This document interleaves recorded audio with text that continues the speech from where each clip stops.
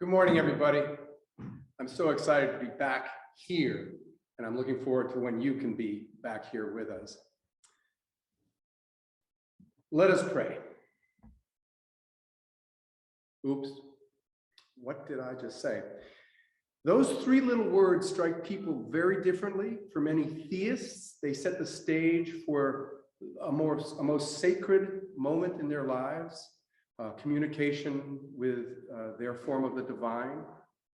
For many ex-theists, those three words may awaken the pain that they experienced when either prayer failed them or was weaponized against them. And for many ethical humanists, they may simply think that those words are very inappropriate, so forgive me. In order to discuss something experienced so differently by very different people, I'm going to start off with two jokes. One you may have heard before. So Joe won the lottery, and he was so excited he was walking to the store to bring his winning ticket, waving it in the air when the wind blew and the ticket blew away down into the ground into a pile of leaves. And Joe got down on his knees and was looking all over for them. And after about 5 minutes, he said, "Oh, please, please, God, I know I'm not been a good Christian, but I swear I'll go to church. I'll give half of my winnings to the collection plate. I'll be a good Christian. Oh, never mind. I found it." All right, how about this one instead then? Have you heard about the new atheist dial-a-prayer service? When you call, no one answers. Now, maybe humor is not the best way to approach this, but I think it can help. More helpful, though, I think, is curiosity. Curiosity about prayer is central to one of my favorite paintings by Norman Rockwell entitled "Saying Grace." This famous image was on the cover of the Saturday Evening Post on November 24th, 1951, 70 years ago. In it, a young boy sitting next to perhaps his grandmother in a diner pray before a meal. The other patrons witness this ritual with curiosity, capturing the unresolved nature of prayer in America. Can we approach prayer with that kind of curiosity and openness? Now, prayer is hard to discuss because it manifests in many disparate forms and multiple uses. It can come to us silently, it can be spoken, public or private. Prayer can be used to divide or to unify, to control or liberate, to enrage or to humble. It can be used as a weapon to stoke conflict or a tool to build peace. Within the ethical culture movement, a movement that does not assume a higher power, I lead practices that in some way can resemble prayer. I ask for a moment of silence, or I encourage a sense of reverence. I ask people to look outside of themselves, to empathize with others, and to look inside themselves to explore their deepest thoughts. And whether these moments are called blessings or invocations or benedictions or moments of mindfulness, I offer them in the hope of engendering awareness, requesting help, expressing gratitude, celebrating awe, or stating an intention to act. Awareness, help, gratitude, awe, intention. Sometimes I hope that it helps us see the present moment more clearly and more fully. Sometimes it's requesting help of no one in particular. Sometimes I just want to say thank you to no one in particular. Sometimes I just want to say, wow. Other times I just want to state my intention to act so that I am more likely to act. Awareness, help, gratitude, awe, and intention. Prayer can serve those same functions in theistic settings. In churches, mosques, and synagogues, people may pray to deepen their awareness, sometimes, but not always, an awareness of God. They can request help in the form of, perhaps, but not always, intercessional miracles.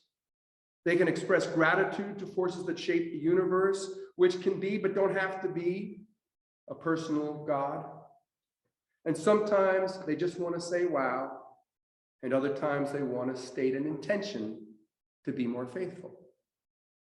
Now, as an ethical humanist, I care about how prayer affects our behavior. My commitment to deed before greed means that whatever prayer looks like, whatever word is used to describe it, what matters most is that it brings out the best in others and in ourselves. That it helps me treat people as ends in themselves, as beings of unique, inherent, and irreplaceable worth. So here's my plan for the rest of today. I'm going to first explore some of the legal ramifications around prayer, because that's where we see a lot of the conflict. And then I'll speak about prayer as it arises in community activism and in my interfaith work. And then I'll close with some personal reflections about how prayer is part of my life, independent of ethical culture. I hope that these comments will help you approach humanist practices, whatever you call them, that help you live closer to your ethical ideals. So, regarding the legal status of prayer. At one point in my education, I thought that the Constitution had settled the debate. The First Amendment states, Congress shall make no law respecting the establishment of religion nor prohibiting the free exercise thereof. This protects us from both Sharia law and those who promote the myth that we're a Christian nation, and it protects us from a government that works to restrict anyone's private practice of their religion. It protects both government and religious groups. To determine whether the government's upholding the First Amendment, there are three types of tests were developed. The first was the Lemon test, the best known from the case Lemon versus Kurtzman in 1971. Alton Lemon, who was a member of the Philadelphia Ethical Society, sued the state of Pennsylvania because it was using tax funds to support religious schools. So the Lemon test established that a law is constitutional only if it has a secular purpose, if it does not hinder or advance religion, and if it avoids excessive entanglements between government and religions. Justice Sandra Day O'Connor proposed a second way of determining whether or not church-state violations have occurred, called the endorsement test. And this test says that a law is unconstitutional if, in the mind of a reasonable observer, the government is endorsing or disapproving of religion. And a final test promoted by Justice Kennedy in 1992 was the coercion test. And this applies most, I think, for prayer in public places, especially schools. And it said that even if the prayer was not required, in a school setting, it felt like coercion. Now, these tests are not always easy to apply. There's a lot of gray areas in them. The majority in the Lemon case, in fact, admitted that, quote, total separation is not possible in an absolute sense. Some relationship between government and religious organizations is inevitable, and the line that separates them, far from being a wall, is, quote, blurred, indistinct, and a variable barrier, depending on the circumstances. So regarding prayer in public school, though, multiple court cases have established a pretty good consensus. Students are free to pray in groups or alone, as long as the school does not sponsor them or force students to be a captive audience for prayer. But the blurred barrier between the civic and the spiritual arose in another case involving the Philadelphia Ethical Society back in 2017.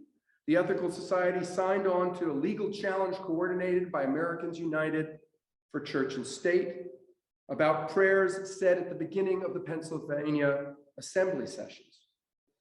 We argued that since most of the prayers at these sessions had been Christian prayers, and none have been from a non-theist perspective, that the practice was unconstitutional. Lower courts ruled that the assembly had to allow non-theist and atheist invocations, but an appeals court reversed that decision. It said that the state could limit prayers to those that called on a higher power because they fit into, quote, the historical tradition of legislative prayer. So it's disappointing that tradition trumped equal protection. Around the same time in 2017 in Arizona, State Representative Athena Solomon demanded inclusion of non-theist prayers before their Arizona State Assembly. And in that spirit, she offered the following invocation.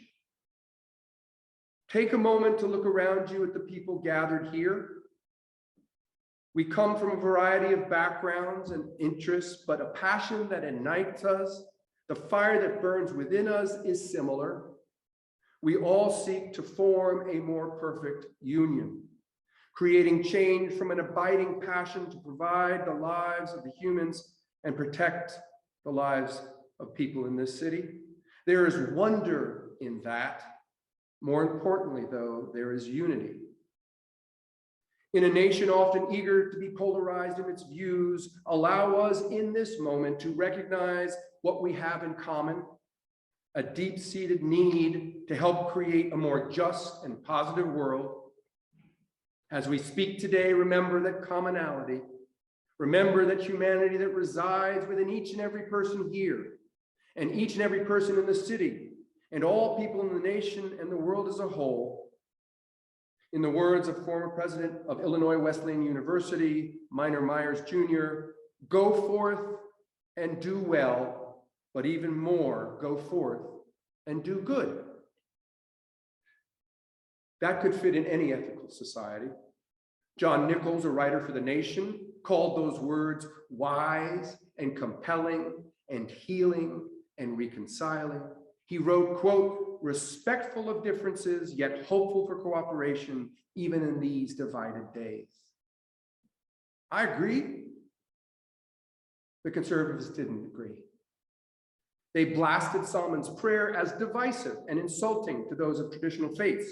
Republican House Majority Leader John Allen said that the House rules declared that invocations must invoke a higher power. In this way, he used prayer as a weapon to exclude and to divide. Now, Herb Silverman, a well-known secular activist, fought for greater inclusion in some southern states. Wherever he goes, he does. But he came to the society, he told a story, which is also in his book, Candidate Without a Prayer. He told about working for Habitat for Humanity in Atlanta, where he met Jimmy Carter, actually. And after sitting through prayers to Jesus before dinner, lunch, breakfast, he told Habitat's founder, Millard Fuller, that he could attract more volunteers if his inspirational messages were more inclusive. After all, Herb said, we're here to build houses for poor people. Fuller's response shocked Herb. He said, not me, I'm here to build houses for Jesus. But it was at a state institution, the College of Charleston, that Herb's activism really accelerated. In 1990, he submitted a petition signed by 50 faculty members to end a tradition of prayer at graduation. Though the college president first agreed with Herb, after backlash, he went back to the tradition. So Herb sat through the graduation ceremonies, but during the prayer, he expressed his dissent by holding up a sign. It looked a little like the baby on board signs, but it said atheist on board. So he tried to be lighthearted, but clear about it. He thought it would get his point across. He continued his activism when he was invited to give an invocation to the Charleston City Council, and he delivered one that he thought was a respectful and honest one. It included a call for clear vision and civic duty. He said, quote, I don't ask you to close your eyes, but to keep your eyes open, constantly open, to the serious problems that city government can solve or improve. To Herb's surprise, before he had even given the invocation, half of the city council members had walked out. Councilman Wendell Gillard said, quote, an atheist giving an invocation is an affront to our troops who are fighting for our principles based on God. Another council member, Robert George, quipped, he can worship a chicken if he wants to, but I'm not going to be around when he does it. Well, Herb, who was always used to the media coming to him for a response, tried to keep his sense of humor, and he said, quote, "Perhaps Councilman George doesn't realize that many of us who stand politely for religious invocations believe that praying to a God makes no more sense than praying to a chicken. At least you can see a chicken," end quote. Now, some may find that overly flippant, but I think it is a fair challenge to the privilege afforded theism during public ceremonies. Even the US Senate and House privileged theistic prayer. Although lawsuits have appeared as early as 1850, chaplains still offer theistic prayers before the start of the legislative day. In 1984, Paul Kurtz, the founder of the Center for Inquiry, sued the government demanding inclusion of non-theist remarks. The Supreme Court ruled that no individual has a right to address Congress, and it distinguished remarks, which was Kurtz wanted to give, from prayers. And it said that only prayer was part of the tradition legitimately established by Congress. So let me go on to activism and prayer. Currently, the Senate chaplain is the first Seventh-day Adventist and the first Black person to serve as chaplain. There were 61 chaplains before him, all white men, no surprise. In his tenure, Reverend Black has negotiated some difficult moments, but he has managed to use prayer to speak truth to power.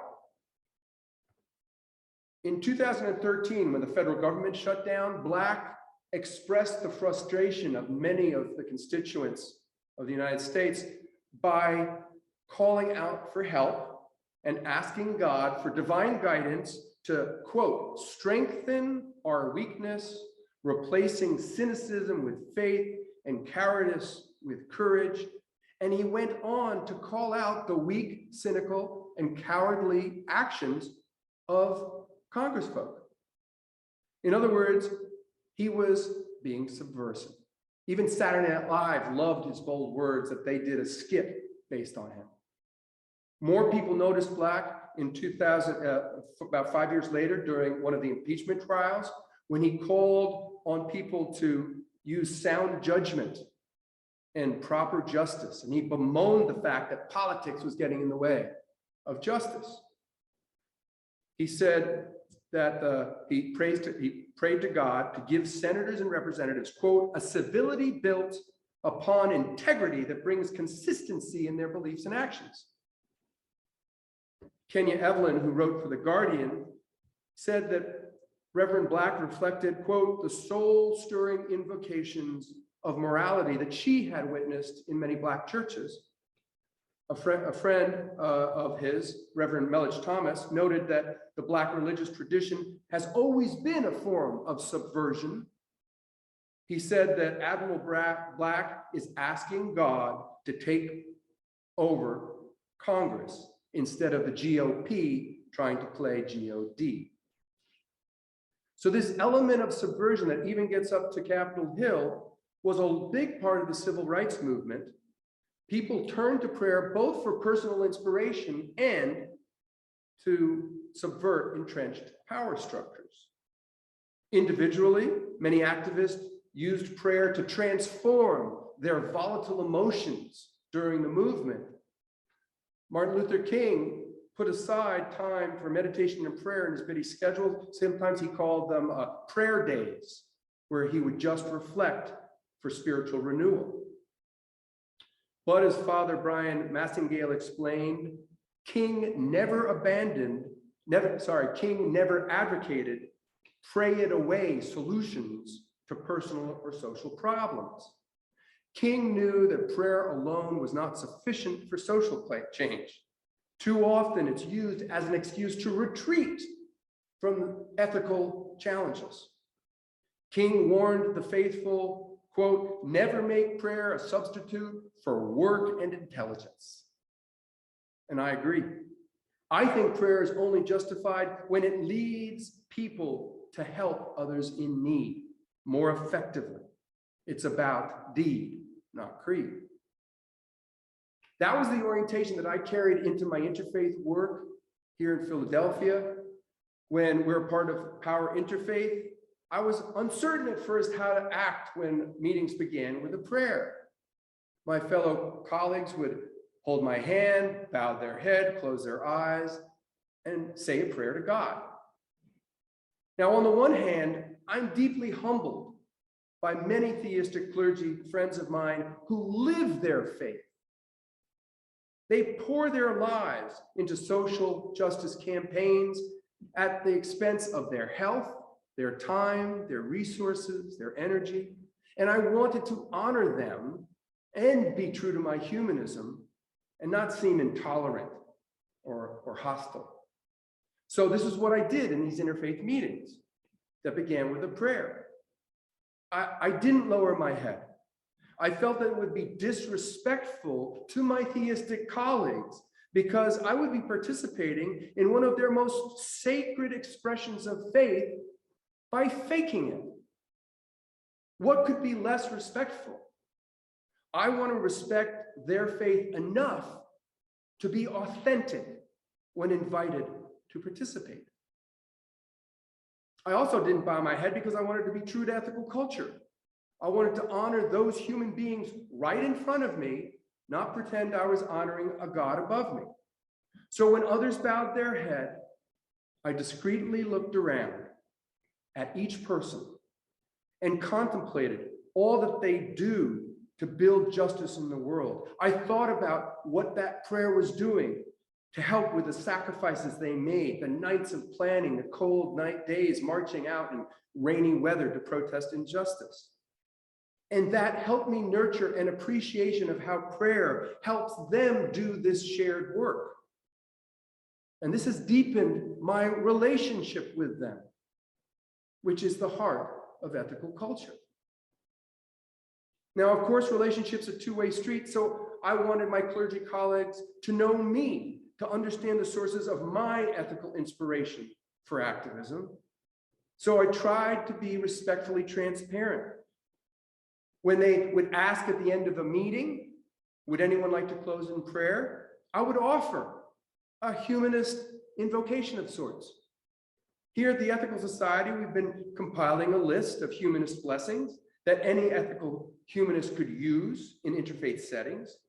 And I can share that list with you if you'd like, but I'll just share one excerpt from leader Kate Lovelady. We are thankful for this fellowship and the opportunities for service that have come to us through this commitment to a great cause. We affirm the sacredness of every human life. We invoke the human spirit, the spirit of freedom, and all that is decent and generous and loving in the human heart. I think this kind of invocation has integrity and contributes to the important work of building social justice in interfaith sessions.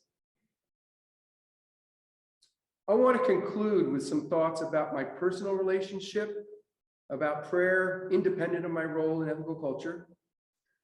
Though I grew up in a Christian Judeo culture, prayer was not a part of my life. I'd occasionally glance upward and say, please, may I have a cookie, or can I pass this test? And sometimes I might bow my head when I heard the words, let us pray. But I did so without much thinking. When as a child I did think about prayer, it made me curious, like the diners in Norman Rockwell's painting, peeking discreetly at the ritual of prayer. As my free-thinking skepticism grew, I became more concerned that non-believers are given space in interfaith settings, and I challenged theism's monopoly on prayer in civic service ceremonies. But I'm still curious about humanist forms of prayer, whatever you call them. I'm intrigued by how they arise in moments of silence, mindfulness meditation, personal reflection. Because I find they offer me things that more traditional prayers offer people of traditional religious beliefs: awareness, help, gratitude, awe, and intention. My awareness is enhanced thanks to my yoga, a practice that helps me focus on the present moment, on my body, on the space that I'm in. I gently focus on each breath, thinking, now I breathe in, now I breathe out. When tasks and errands enter into my head, I acknowledge them and gently let them go, returning my awareness to my breath. When I feel flutters of emotion, whether it's anger or joy or sadness, I acknowledge them and then let them go, like I would let a balloon go to gently float up into the sky. In this practice, I find my awareness grows. Sometimes when I'm in need, when I'm tired, or when I'm lost, I may think to myself, please, can I get what I need? Can I get some rest? Can I find my way? I'm not asking this of someone, a God or a person. In the words of Terence Strauss, a UU minister in Texas, I learned a lot from her for this talk, by the way. She said there was no recipient necessary. It's simply helpful to acknowledge these needs, to name them with speech or in your head. Strauss exhibited her humanism by only praying for things that were not in violation of science. So she would pray for things that were possible. And what seems most possible is that we can pray to change ourselves. This is what William Irwin writes about in an article, Prayer for Atheists. As he explains, quote, prayer does not change the world for me, but it can change me for the world. Atheists can practice prayer as a ritual in which one pauses to gain perspective, humility, and gratitude. Only good can result from that. Probably the most common form of prayer or equivalent exercise that I do is to express gratitude, which is the focus of my platform in 2 weeks, actually. At my home, before every dinner, my family hold hands and we say, let us be thankful for all that we have, the food on our table, the love in our hearts. And then people can add whatever else they're thankful for at that moment. I like a poem that Reverend Strauss used the term praise as an expression of gratitude. It's a poem by Joe Harjo called Praise the Rain. It's a short one. Praise crazy, praise sad, praise the path on which we're led. Praise the roads on earth and water, praise the eater and the eaten. Praise beginnings, praise the end, praise the song, and praise the singer. This type of praise is really a celebration of awe. It reminds me of what I feel like staring at a beautiful sunset, or watching a flock of birds swoop together, or seeing two children hug in a playground. This swelling sense of awe, I celebrate by saying, oh my goodness, or simply an elongated wow. Most importantly, I participate in humanist equivalence to prayer to prepare me better to act. My mother found some of that strength. Many people consider the Alcoholics Anonymous way too Christian, but for my mother, she used the serenity prayer in a way that helped her act on her intentions to stay sober. She dropped the word God out of the serenity prayer and said, grant me the serenity to accept the things I cannot change, the courage to change the things I can, and the wisdom to know the difference. And it helped her take more responsibility for her life. It gave her agency. To answer the question in the subtitle of this talk about prayer, who are you talking to? It depends on the context. If I'm by myself, I'm talking to myself. If I'm with my family, I'm talking with my family. And if I'm with you, I'm talking with you. May our conversations about prayer bring us closer together, not drive us further apart. However we describe prayer, like rituals, whatever form they take, for whoever participates, may they bring us more awareness, help, gratitude, awe, and an intention to live a more ethical life. Thank you.